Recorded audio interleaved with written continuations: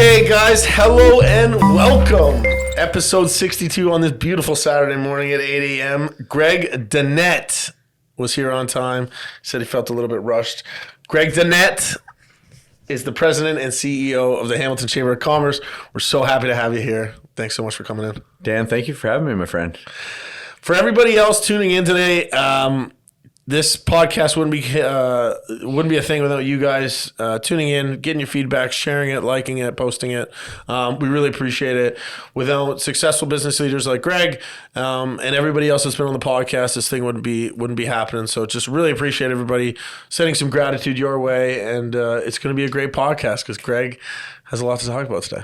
We don't have a time cap, right? We can talk for as long as we want. As long as we don't keep cutting each other off like we did before. Okay, fair enough. We're good. We're good. We'll make it work. Today we're going to talk a little bit about business. We're going to tell you guys all about the Chamber of Commerce and then Greg's obsession for sports, family, and life. Let's start it off. We're going to go a little bit sideways. What was your first paid job? My first paid job. So I'm gonna give two answers because I'm not actually sure which one came first. So I worked at a gas station. I worked at the Esso gas station at the corner of Highway 6 and York Boulevard, making a solid $6.25 an hour. So you were a gas transfer engineer? Full service, service excellence from day one, Dan.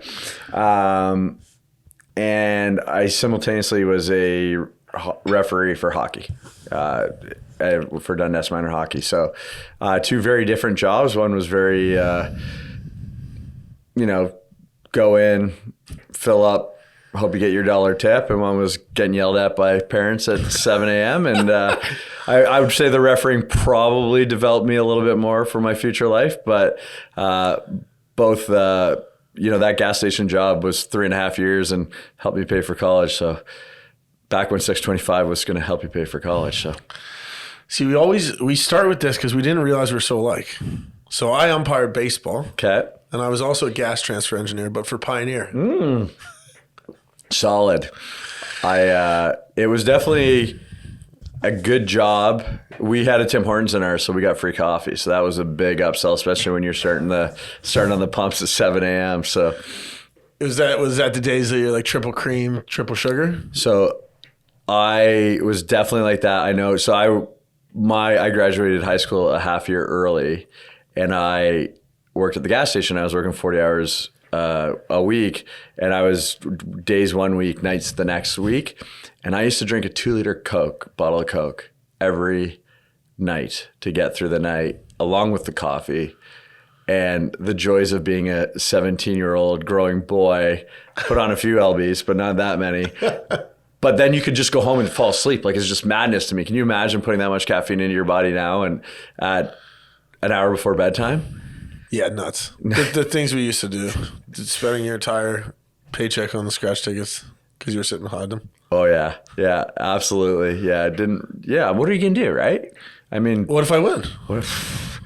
Well, and I don't know if you know this, Dan, there's not a lot of healthy food at a gas station. And chocolate bar for a 3 o'clock snack. We also had the donuts. So like once the donuts got thrown out, you could just pull 3 or 4 away. It's a pretty good gig. We didn't have a Tim Hortons. We had a cafe center in the back, and none of that was healthy, and none of that was fresh. Did you ever? You do a French vanilla hot chocolate. That was the go-to. Oh, that's pretty good. Yeah, with the button press. Mm-hmm. Did you ever? How many times did you leave the gas cap?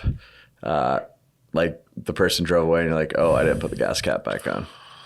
I didn't do that. Oh, you were a better gas engineer than I was. I was a gas transfer engineer. Yeah. And a vehicle hydration specialist. My brother worked at the same place. I believe it was him, or at least in my mind it was him. One of our guys forgot the person drove away because you know how you'd have to like 3 cars going at the same time. So got the payment, hadn't gone back to take the hose out yet. Oh, and they drove away with the hose. And they literally drove onto Highway 6 before they realized that they had a gas hose hanging out behind their car. Jesus. Good times. That's how we got started. Look at us now. Look at us now. Look at us now. Running companies, running the business center for the city. So tell us a little bit about yourself, man. You got an incredible journey from a career standpoint. Tie Cats, TFC. Yeah, I McMass graduated from Mac with an honors Bachelor of Commerce, and first job out of school was right after the Chris Moneymaker boom. Played poker for a few months. Made about, I think it was about $7,000 in 4 months, and did the math, and I'm like, oh, that's $21,000 a year. So it wasn't probably a long-term career choice, and then took an odd job or two, and then in 2007 took an internship with the Hamilton Tirecast. They actually gave me their retail program, and they were bringing it back in house. So I basically got to launch a $500,000 business on my own with very little oversight. And Really? I'm a 26-year-old kid, had never worked in retail before, just got to learn. And I actually think it really fueled kind of a want to. I really like building stuff and creating. So did that. Thought we could do customer service better at the stadium. So in 2012, got given the customer service portfolio and did that for 2012 for the Hamilton Tirecats as we closed down Ira Wynn, then went up to Guelph and then opened Tim Hortons Field. And that experience gave me the opportunity to go out and work for the Edmonton Oilers and launch. Oh, wow. Launched their customer service program for Rogers Place. So pretty cool. That's amazing. We really saw a lot of customer service improvements that probably had nothing to do with Connor McDavid and them making the playoffs for the first time in 11 years. Just all the customer service programming I built. And but ultimately have a beautiful wife and 2 wonderful kids, and they were still living here in Hamilton. So we, at the end of that first year, decided that we weren't going to move out to Edmonton. And so I came back, launched Forge FC, 4-time champions of the Canadian Premier League. Wow. And about halfway through that first season, leadership said, hey, do you want to run the Grey Cup? And that was a $20 million weekend in theory. About a month and a half into my tenure, the pandemic hit, and it was a very adventurous 18 months. Got to run the Grey Cup in 2021, a truncated version of what ultimately got executed last November. And then at the end of that project, wasn't sure I wanted to run it back on Grey Cup again. I'm not sure my friends at the Cats wanted to pay me for 6 months to do nothing, and because we already had a lot of the planning done. And so we kind of said, hey, I'm going to go figure out what I want to do. And if nothing happens and you guys are looking for a Grey Cup guy in 6 months, I'll come back. And about halfway through that time off, the Hamilton Chamber job was up and running, and applied for it. And it was actually funny. I don't think I ever thought I was going to get it. So I went in every interview and I'm gonna be me, and if it works, it works, and if it doesn't, it doesn't, which is not generally how I've gone in interviews before. And I guess it worked out pretty well, and I got the job, and I've been doing it for the last 18 months. What a journey. A lot of fun projects. I think, when did you know you wanted to run your own company?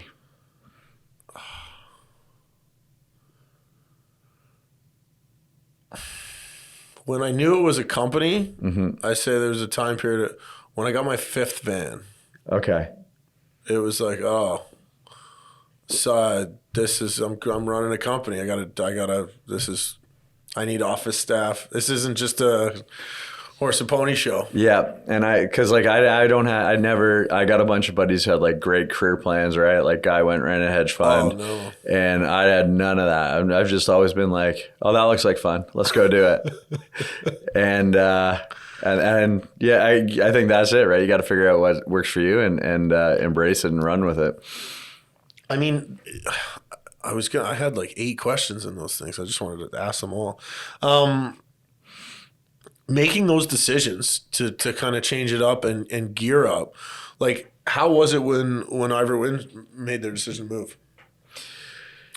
Like how involved? It must have been chaos. Like talking about where it was going to be and it's like nerve wracking. Like it seems like you're pretty calm, being able to not have like a distinct path. No, yeah, absolutely. I think I am. I talk openly about this. I'm a pretty high functioning ADHD kid. I got my max dose of Concerta flowing through the blood right now. Yeah. And I only started that 3 years ago. But so I've always worked in a chaotic situation. Again, like anybody, you surround yourself with people who support you. I am my wife is a very wonderful, talented woman who is also very structured in nature. So she brings a lot of structure to my life, and that's incredibly important. And only once in a while she says, I'm not your executive assistant. And that means I've gone too far. But I like when you have, you can, the great thing about a startup, the great thing about running a business is you can go anywhere. Looking at all the information and compiling all those pieces and figuring out where to go is super fun. I mean, I joke about it with them when the Cats sat me down when I was back up for a week from Edmonton and started talking to them about Forge. They literally handed me a 1-page piece of paper with the budget on the top half and like 6 bullet points. So like, this is what we're going to do. I'm like, oh yeah, this is awesome. I'm going to build a sports team. Okay, deal. Awesome. And that was super cool because I got my name on the trophy after winning the championship in the first year. So really? Yeah. So that was congratulations. That was a fun one. If you've watched the first season of Ted Lasso, yep. All those questions that Ted Lasso asks about soccer, I asked Bobby and Costa, and they've won 3 more since I left. So it probably wasn't my soccer knowledge that led to the championship. But you know what? When I'm old and in my 60s, I'm definitely going to be like, oh yeah, no, build that team player by player. You see the flag? Yeah. See it there? That's amazing, man. And it ceases to amaze me in terms of different ways entrepreneurs become entrepreneurs and how it evolves. And it's funny because a lot of the commonality in, I call them visionaries, which is what I think myself and yourself is someone that sees something that isn't there and creates the vision for the destination that, ultimately affects quite a few people. A lot of us have ADD or ADHD. Mm-hmm. And as a kid, it's like, I can't sit in a room for more than 2 hours without, falling asleep or causing a ruckus. And now it's kind of a gift. And it's kind of, I've turned it into that. And I think speaking to so many people that, I would say if you don't understand it, it's a suffer. Mm-hmm. If you use it as a gift, it's a gift. And I think, the people around you have to understand it, which is important, just like you said. Absolutely. With your wife. But how have you used that to be creative? So I only got on meds. Or on the meds when I was, how old am I now? I would have been, it was in 2021, so it's been about 2 years. And I actually find the meds at this point to be helpful. Like, I'm not sure if my kids have them. I would prefer them not to be on the meds because I actually think, to your point, it helps you be creative because you don't look at things and just go, oh, this makes you question everything, I think, because you're just processing all the time, right? Yeah. And I think it just makes you think. And then it's funny, I don't I'm terribly unorganized, like just as a human being. Yep. I think in part because of it, but what I can do is you create that plan, and because you're used to kind of ping-ponging around, I find is like you'll go in the right direction. You're going in the right direction, but if you're not locked in on that final destination. I think it allows you to be like, oh, there's a better path over here. That's where we should go, and let's keep turning the ship. And that, I think, comes with the creativity. I also think it allows, I've worked in operations, I've worked in service, I've worked in sales, I've worked in marketing. Like that opening job I had of the ability to dabble in every department is absolutely what you need. I mean, I struggled a little bit in Edmonton because I went from an organization where I was overseeing 4 departments to here's your guest experience lane and do not go outside of it. Yeah. And hey, we've been doing pretty good and won 5 Stanley Cups.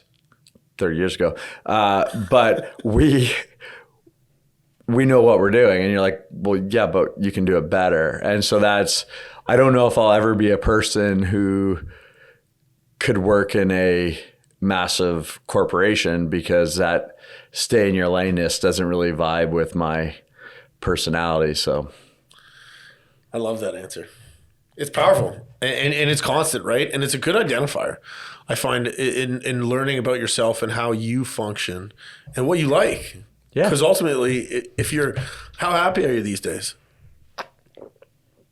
Well, I got to go to the gym more. But you get to be creative, you absolutely. Get to build something, and that energy gets you going, right? Yeah, but I'm, I think the joked about the lack of organization, but it's true. But it those are the downsides of that inability to prioritize things. Fitness and health and my happiness are tied so immensely close. But I think to answer your question from a work perspective, I think, we at the Chamber, we got a lot. We're launching new programs. We're doing different things. We're thinking about things differently. It's fun coming into a network that is been around for 180 years. Chamber's 179 years old in Hamilton. Wow. And saying, we can't do it like we've always done it. The model changed. The pandemic changed the model for not just every chamber, but every not-for-profit. So let's think differently. And that's a very interesting thing. Old organizations are risk averse.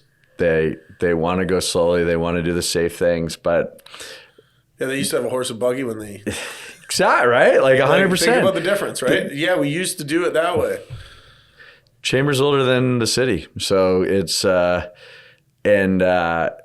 there's a little bit of pressure's not the right word, but there's a little bit of, you don't want to be the one who wrecks the 180-year-old organization. Yeah. But that adaptability, if it's been around for 180 years, it means it's been able to adapt, and that adaptability is fun and it's important.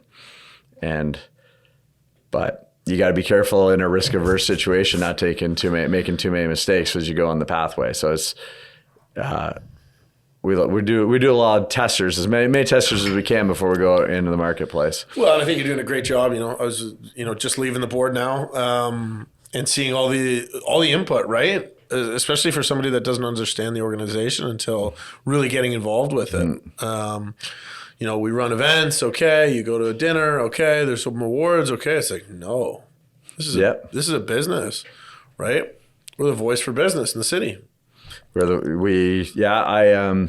part of my interview process, I was like, how am I going to remember if they ask me, like, what's the value for the chamber? And I kind of created in my head just a reminder. I love the lettering of stuff, or what is it called is it acronyming them basically? Yeah. So like, join the chambers is easy as ABC, Dan. We're going to advocate for you on your behalf to make your business grow. We're going to provide you benefits. So Chamber Plan has got a great benefits program for any small business to medium-sized business that's very cost effective. We also have programs like discounted gas cards and all that fun stuff. Yep. And then connections, and we're going to connect you with your community. And I think that's the one that, when we are doing our job, we are creating those sparks in our community to grow the business community. And that advocating piece is really interesting, because you gotta talk to the municipal government, provincial government, and the federal government all at the same time, and your message has got to be the same. And so it's a very fun job, and it's one of I love Hamilton. I have probably more Hamilton is home t-shirts than I will need in 3 lifetimes. And the opportunity to go out and just champion and celebrate our community every day is probably my favorite part of the job. Yeah. It's a ton of fun. It's great, man. Yeah, we've been members since we started, really. I don't know if it was year 1 or year 2 that we got involved. What drew you to the chamber? Sorry, I'm going to flip the switch. Yeah, you told me you were going to do that. What drew us to the chamber? Just lack of understanding of business, right? I'm a plumber by trade. And didn't understand it. And then I got involved at the Small Business Enterprise Center, and they were talking about the chamber, and I thought it was like almost a requirement. Mm-hmm. You have a business in the city, you join the business center of the city, the chamber. And then when I got involved in it, it's like, oh my goodness. I learned so much about the different types of jobs there were.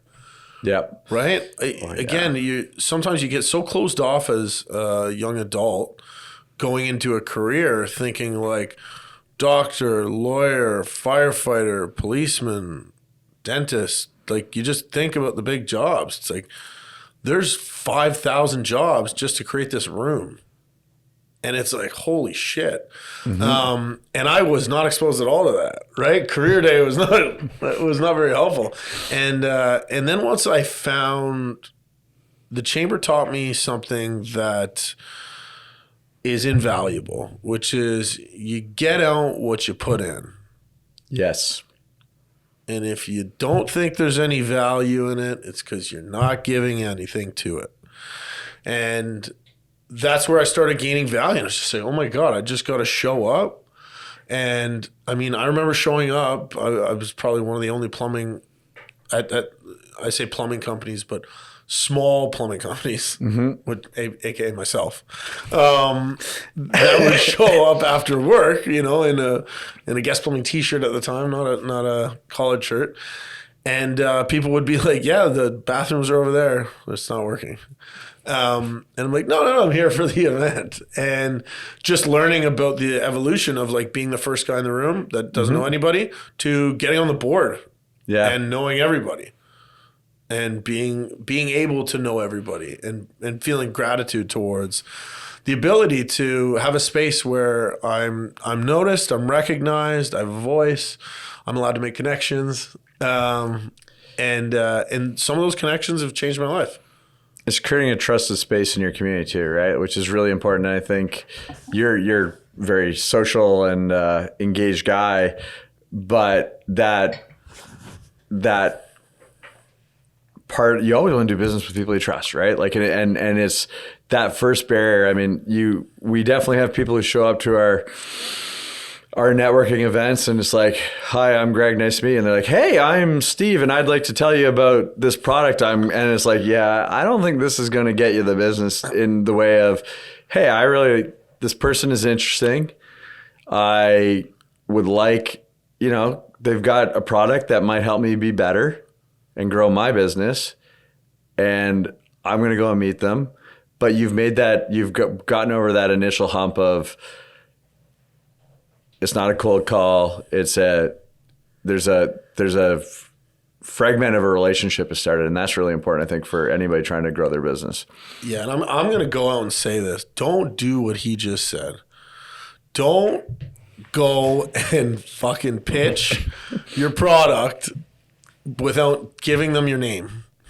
Right? Like that's one thing that I found with the chamber, but it's also it's crafted my strategy in business. What do I not like to receive? Unknown business cards from people that didn't even ask what I do, what I want, or what my needs are. Yep. Which is not a connection. That is an empty strategy that works for a very short period of time. And that's what I found, like, being involved in the chamber for such a long period of time. It's great energy to know that somebody's been around. But we see every year guys coming in, coming out, going to one event with business cards coming out their ass and being like, yeah, like I didn't get any ROI on that. It's like, no one knows you, Dave. And Dave. And your business cards are made of paper and they suck. And I don't need a blender.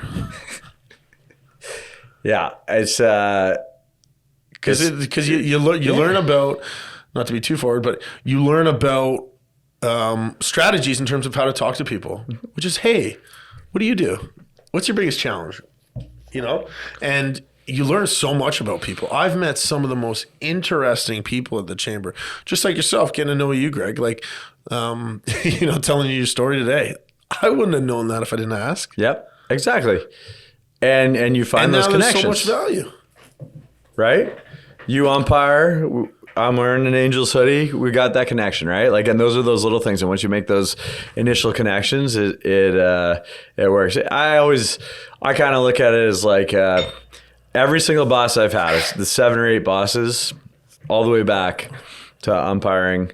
I think I can go through every single boss, and I probably have one. I always make sure I have one positive I take from them, but often with a lot of them, there's like 3 or 4 negatives. I'm like, oh, I don't want to be that type of boss. I don't want to be that type of leader. I want to try, and that's not the right style. Mm-hmm. But there's also really, really important things that even if I didn't like working for them, there's probably something really, really powerful that they instilled in me, because it's like osmosis.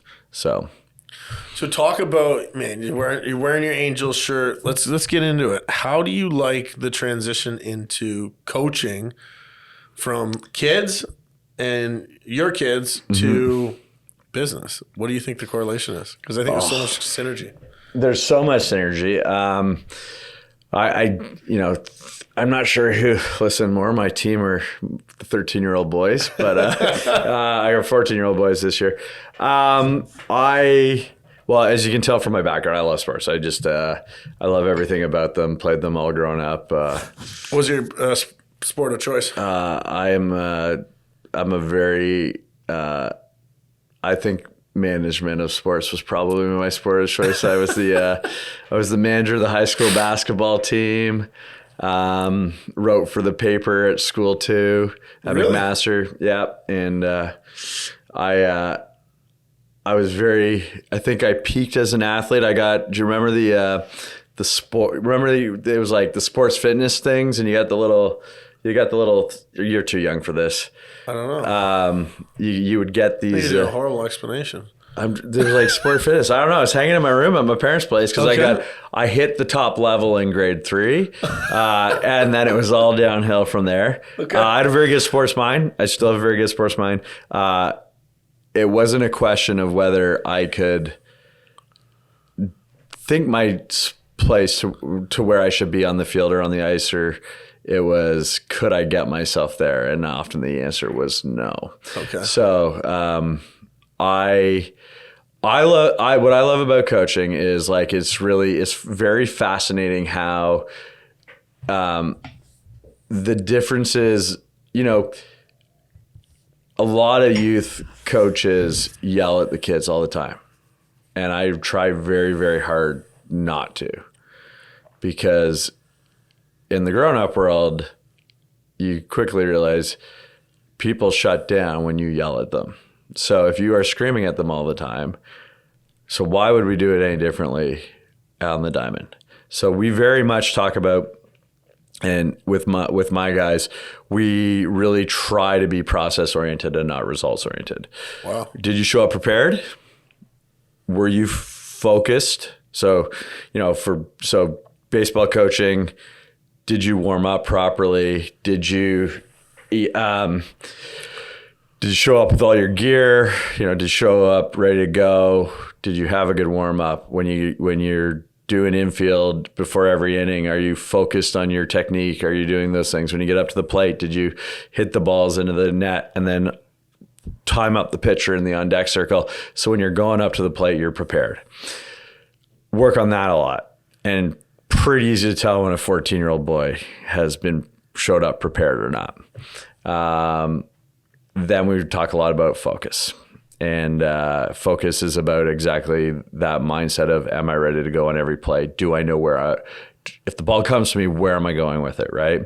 I'm a pitcher. There's a runner on third, one out. Am I going to look over at third and check him before I throw it home? They never do. But then we give up runs. Then we have a talk. But those little things of thinking, having that mental approach to the game. And then the third one that I always talk about, because I just think it's so important, and it's very much in line with how I like to operate, is aggressiveness, right? Always being ready to, we just kind of talked about this from that business setting. Where are we going? Like if you hit the ball to the outfield, why are you getting your ass down to first and turning hard? Because if that ball goes through the center fielder's legs, you can steal that bag. When when there's a fly ball to right field and you're on second and you're tagging up, when you get to third, do you stop or do you pop up and you start thinking about going home? And, I got about 4 or 5 of the 12 kids, and it's a fascinating journey over a 6-month period to get them thinking like that. But you must see massive development year over year. Oh, it's amazing. It's so fun. I think this probably it is the best part. And when they do something that they couldn't do because you've helped them get there, right? Like when you get we're just getting to that age where we throw a version of a curve. We don't throw full curveballs or anything yet because we've still got developing elbows, but there is like a crossing motion that's deemed okay for kids of this age. Oh, really? Yeah. So you're not allowed to have them throw? Well, you can throw them. Some coaches will, but I mean, none of these guys are going to the big leagues in all likelihood. And if nobody wants to sit out a year with Tommy John surgery at 15, so there's a very good reason why they have a lot of pitch count rules in there, because it's crazy what people will do to win baseball games in the regular season or in the playoffs of like a regional tournament that doesn't mean anything. It's great. So my team last year was awesome because we brought kids in from 5 teams. So kids from 5 different teams come in. And so, it went from, I think we started 1-7 and we ended up 25-26, but we also ended up as provincial championships. And I will always remember the first 7 practices we ran, Dan, we played flag football. And the reason we did that was because I'm bringing in these kids from all around. They don't know each other. If they don't like each other, it's going to be a long year. So we just goofed around and became buddies. And after we started winning, one of the dads was like, yeah, Josh would come home every day and be like, Dad, what the hell are we doing? We're playing flag football. This is a baseball team. But it was about getting them to like each other, to believe in each other, to support each other. And, that support system in the semifinals of provincials, we spotted the other team a 6-run lead in the top of the first. And those guys didn't start pouting. They said, okay, we got this. Let's chip away. And now I'm just going to bring the circle. We made it 6-6, bottom of the 7th. We had a runner on second, fly ball to right field. Kid tags, runs to third. A little bit of an overthrow. Kid pops up, runs home. Whole dugout runs out behind him, and we were off to the finals. Unreal. Yeah. So there's those little things. So that process makes it so much fun. It's so worthwhile. And it's intentional. And I think, and that's how it relates to business, right? I think I see some of my staff and their development, if they want it, is absolutely incredible year over year. Yeah. And how do you identify those people within your business that want to keep that thing going, and then others that want to, they're good. Yep. They're good. Career mark, and they're good. Yep. They're just coming in doing their job. Yeah, I think it's really it's easy in youth sports to focus on process over results. Yeah. It's harder to do in business, but it really is the important thing, right? If you have good process and you run it back enough times, you're going to succeed. 100%. If you have bad process, you might get lucky that one time, right? It's like hitting on your 14 when the dealer's got a 6 up. Yeah. That might work out, but that's bad process. And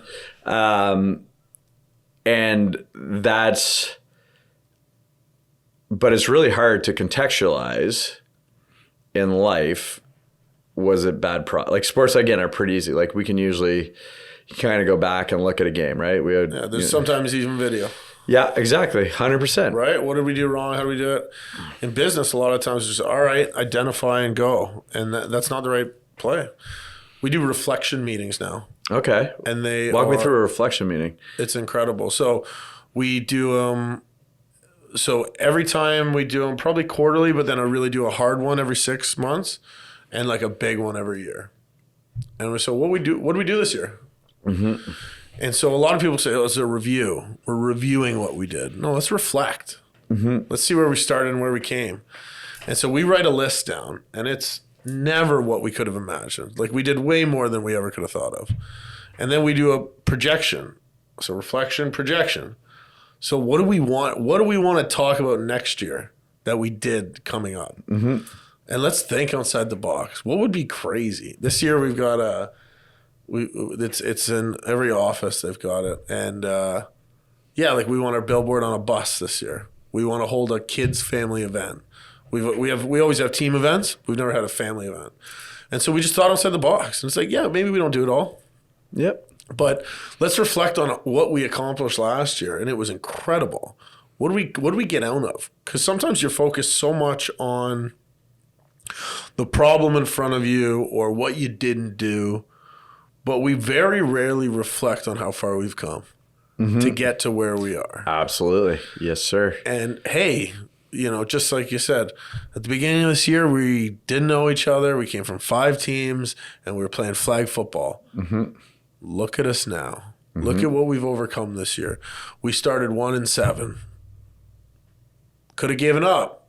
Mm-hmm. Right? And so you talk through the reflection. It's like a journey. And then one of my coaches taught me this. So what I'll say is like, okay, so this year, it would be incredible. We do a visualization. So you close your eyes and you say, this year we're going to, and then I just walk them through each one, kind of like a story. All right. And it is so powerful. It's a team manifestation, if you want to think of it that way, where like you're forcing people that don't do exercises like this to do exercises like this. And you realize that, your abilities are a lot closer than you think. I like it. Power. Hey, it's having everybody buy in is pretty important. It's a lot easier to find success when you got everybody going in the same direction, right? Yeah, and I think buy-in is like is an interesting concept when it comes to. I remember so we call my position a visionary role, and president, CEO, same thing, but really you're the visionary. Of the organization, right? We talked about the book Traction. And so that does not mean it's got to be only your ideas. Yeah. And that's where I used to get lost in like, why am I not asking them what they think? And then if it's their idea and we're all in agreement, it's like jet fuel. Because it's like, no, let me support you. It's like servant leadership. Let me support you get close to your goals that you created. Now let's go. And you cook them with oil a bit. I remember, and I can't even credit it, but one of the interesting things that I read a while back was if you have a staff member bring you a really good idea, you as a big idea planner, your first initial thought is, oh yeah, and we should do this and this and this. And actually the message was that's probably the worst thing that we can do as the leader, because what we're going to do is slowly make it our idea. And what you actually should do in that situation is say, I love that idea, go run with it, and let them kind of build it. And at some point they're going to, and you're going to process in your head because you can't help yourself. Oh, yeah. Right? But wait until they've got it moving forward and they come to you for help and then provide the help or the next steps. But let it be theirs and that one hit me because I do that on everything. Like, let me enhance your idea. Yeah. Yeah. I'm going to make it better. Yeah. Yeah. And we're going to make it, and you're, I wasn't doing that intentionally or to steal the idea. It's just the way my brain works. But sometimes you have to, because again, I'm sure, Dan, you have you got 15 good ideas a week, and you got to figure out which of your 15 good ideas you're going to run with a day. Some people are just sitting there like they have this idea and it's really good, but they don't think about it that way. And when you do, you take away from their their ownership of it, it actually hurts. But so that was something that that's absolutely powerful. Couldn't have said it better. Absolutely powerful. It's yeah. It's crazy to think in terms of leadership, all the things that go on. Have you ever done a personality test? I've done a bunch. My parachute is orange. Sorry. Your parachute is orange? Yeah, is it my parachute? Which one's that? I don't know. I don't remember. Yeah, well, when I went to Mac, I worked at the career center, so I did all of them back in the day. I got the. I applied with one of the. At some point, I applied with like. I wasn't sure what I wanted to do, and I went like. I don't know if it was Investors Group. One of them does like they'll run a big personality test. Okay. And it was like, they're like, oh, you would be excellent in this role if you wanted to take it, because I was like off the charts on the extrovertedness. I was like it was like literally like, you're really good at sales. Yeah. They're like, oh, you're going to talk a lot. And we like that. And it was there, but one of the good things about getting old is you kind of figure out who you are, right? Like and if we did a Myers-Briggs, I could tell you what I am, because I'm like all four of them. It's because it's like extrovert or introvert. It's like 95th percentile extrovert, plus. Organized or unorganized. I'm the unorganized one, right? Like it's that those things I always find really help. Yeah. But one of the things I like about getting old is you kind of just figure out who you are. Like those tests guided me in my youth and probably highlighted some strengths. Like I feel like now that I'm in my early 40s, I'm much more focused on leveraging my strengths than improving my weaknesses. I love that. Because I'm not going to ever be organized, and I'm never going to be the staff member who shows up at 8:32 and leaves at 4:28 and punches that clock and then turns off the work brain. Like sometimes probably would prefer that I could do that, or at least on vacation and stuff. Yeah. But that's where the sooner you can figure out who you are and what you're good at, I think that buying into your strengths is a really, really important thing, because I probably spent a lot of time in my youth trying to create an organization system. And it's sometimes frustrating. Like I can show you a picture on my phone of like my keys hanging in my door, like, cause I'm going a mile a minute all the time. I do silly things. Like I left my car keys in the door of the car for 2 hours on Lock Street a few weeks ago. Like, but it's just cause you're like, go. Yep. But I don't think you should, if you have stuff that differentiates you from other people, I really don't feel like you should turn that off. You should leap into it. And I totally agree. Yeah. Well, that's where I think for the personality test, one thing I wanted to note, and just anybody that hasn't done one or is thinking of bringing that in for their team, it's a great way to explain through something that someone's created. Yeah. What you're like. Mm-hmm. If you don't have that ability to say like, I'm a type A personality, say, what does that mean?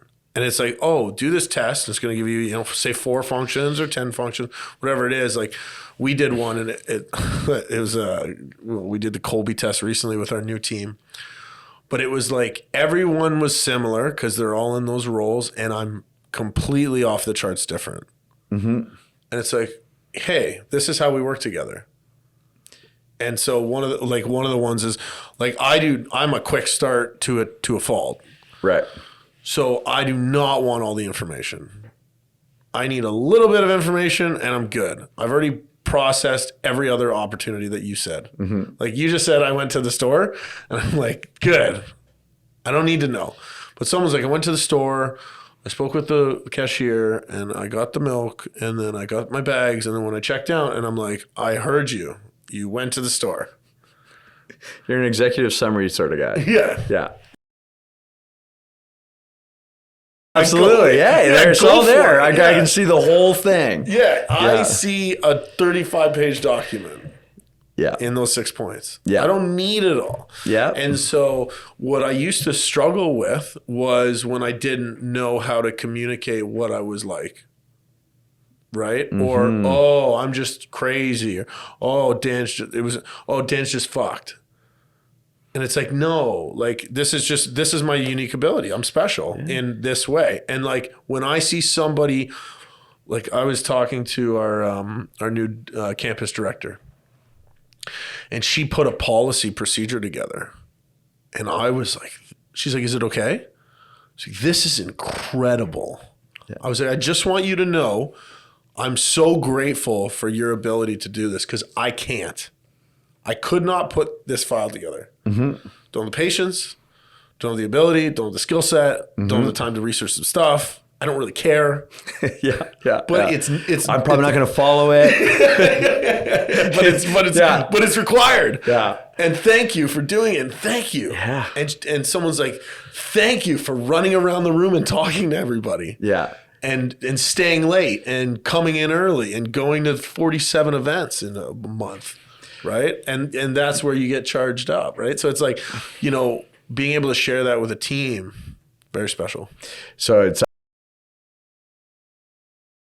I'll pull from my past life because I think what you just said is really important, especially in terms of how you engage and manage up and manage down. And, I could probably just as easily refer to my marriage, but we'll keep it professional on this one. Is like, so I had my very first boss wanted a 12-page report. And then they left, and the next boss wanted 6 bullet points.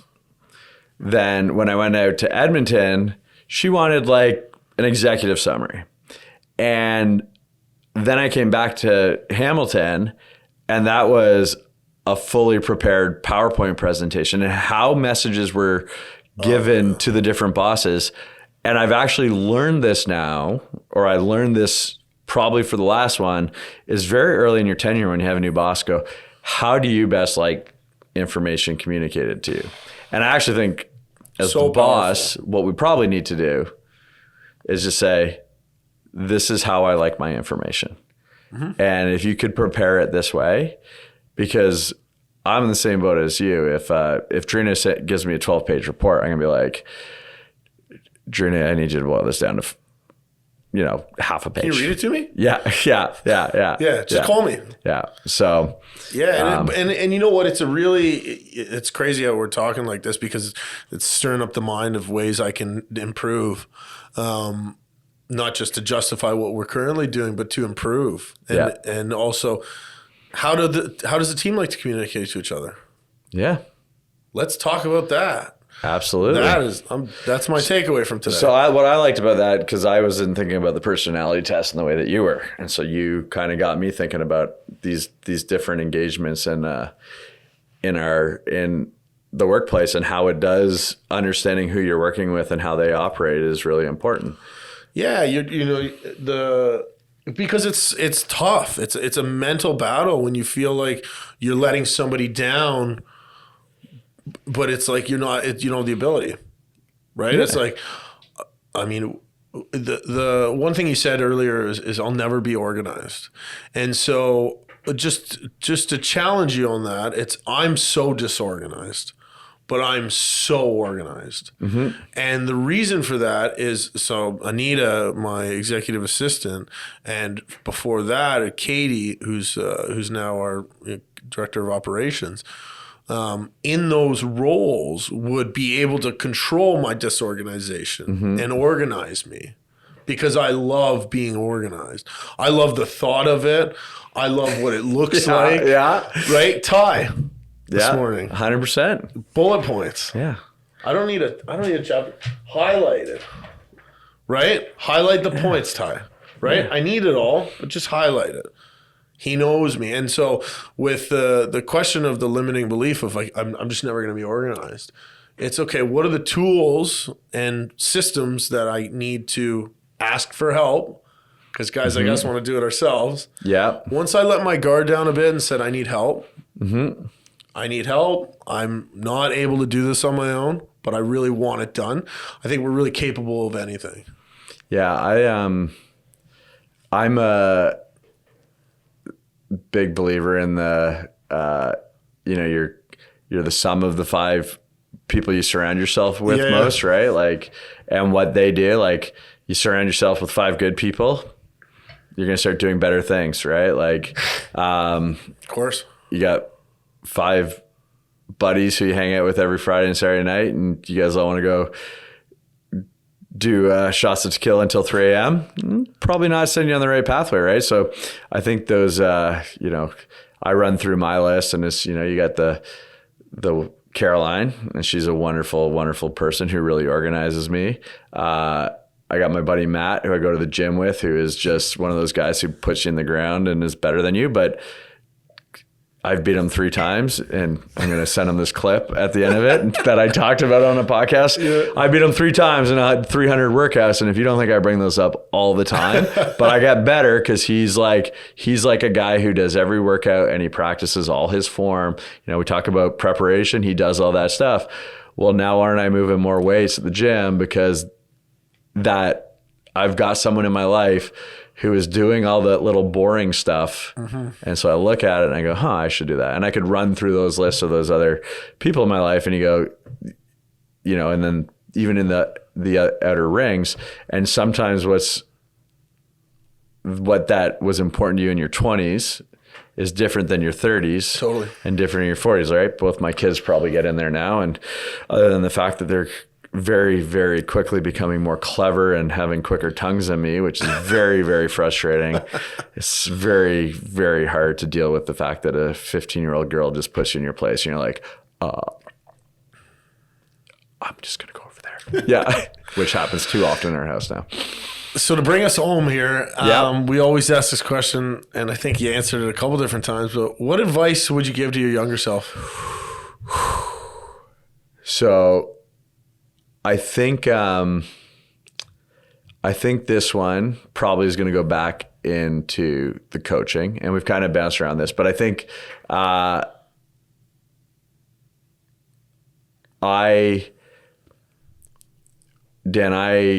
needed an 85 to get into Mac business. I graduated with high school with an 84.9. I needed Mac's got a 12-point scoring system. I needed a 7 to get into honors BCom, and after first year, and I had a 7.1, and I woke up I graduated university, and I played poker for a bit, and I woke up at 25, and I was like, just assuming that everybody knew that I was smart and intelligent and ready to go, but it's that, actions speak louder than words.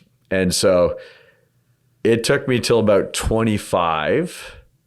And at that point, best man at my wedding was down in New York running a startup. So you talk about but we would run together once or twice a week when he was home and leading into it.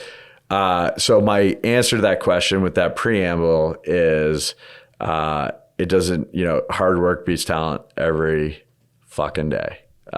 Because if you work hard, you can just blow by everybody, and it might take a little bit longer, but if you're willing to outwork everybody, if you're willing to put in the time, the energy, if you're willing to make the mistakes and right the mistakes and just keep grinding through it, it pays off every time. And so it took me to about 25, and I'm incredibly blessed that had the intelligence and the support system to be able to pick myself up at 25 and say, okay, I got to go. Yeah. I worked at the night job that I was working at, it was 7 till 2. And I took that internship with the Ticats. So for 3 months, it was 9 to 5, 7 to 2, repeat. And that started that process. And once you get that growth cycle going with hard work, sky's the limit, man. You just got to keep grinding. So that the very short, and that's, this was an easy answer, because if you don't think every time I get in the car with my son, I point out the kid that's working harder than him at practice, then you haven't been in a car ride with us, because that's it. Because my guy's super talented baseball player, really good hockey player.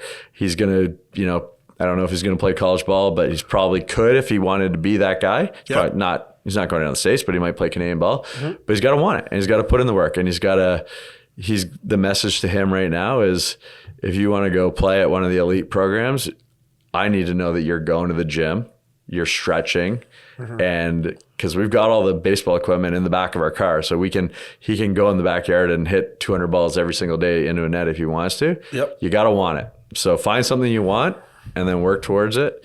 And that's what, I still don't know what I want, but that's what I want to be engaged, right? I want to be engaged at work. So find something that engages me.